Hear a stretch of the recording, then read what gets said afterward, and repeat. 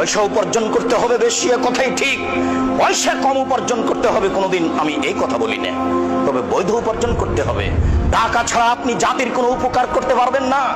নিঃস্ব অসহায় অবস্থায় ওই কথাটা আল্লাহ রাসূল খোলা মাঠে ঘোষণা করেছিলেন। তিনি খোলা মাঠে বলেছিলেন 450 কিলোমিটার দূরে, 600 কিলোমিটার দূরে যেতে হবে।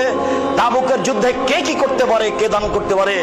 সেদিন ওমর রাদিয়াল্লাহু তাআলা আনহু বলেছিলেন, আজকে আবু বকর সিদ্দিককে পরাজয় করে দেব। এই কথা তিনি নিজে বলেছিলেন, আজ আমি দানে আবু বকর সিদ্দিককে পরাজয় করে দেব, আমার অর্থ সম্পদের অর্ধেক দান করব। ওমর, কি করতে চাও? ওমর বলছেন, আল্লাহর নবী, আমার অর্থ সম্পদের অর্ধেক দিয়ে দিলাম। বাড়ির জন্য কি রেখেছো? অর্ধেক রেখেছি। আবু বকর, এই কিন্তু আবু দাউদের সহিহ হাদিস। আবু বকর, তুমি কি করেছো? তখন আবু বকর সিদ্দিক রাদিয়াল্লাহু আনহু বলছেন, আল্লাহর কসম, আল্লাহর নবী, আপনাকে আর আল্লাহকে বাড়িতে রেখে যা আছে সবই দিয়ে দিলাম। 10 টাকাও হবে না, ভ্যান ভাড়াও হবে না।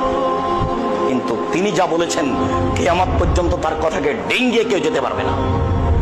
তখন ওমর বললেন, আজ যখন পরাজয় হয়ে গেলাম, জীবনে কোনোদিন আবু বকর সিদ্দিককে দান করে আর পরাজয় করতে পারবো না। যা টাকা ছিল তাতে হয়তো আবু বকর সিদ্দিকের টাকার চেয়ে ওমরের টাকা 10 গুণ বেশি হতে পারে, কিন্তু ভাষা যেটা আবু বকর সিদ্দিকের ছিল, এই ভাষাকে ডিঙ্গিয়ে পৃথিবীর কেউ যেতে পারবে না।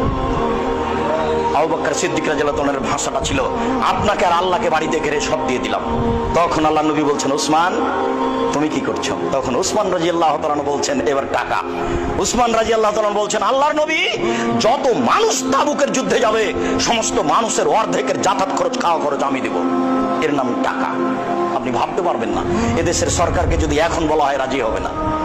30,000 মানুষ ছিল, 15,000 মানুষকে 15,000 উট দিবেন, যাতায়াত খাওয়া খরচ দিবেন 3 মাসের, তার নাম টাকা।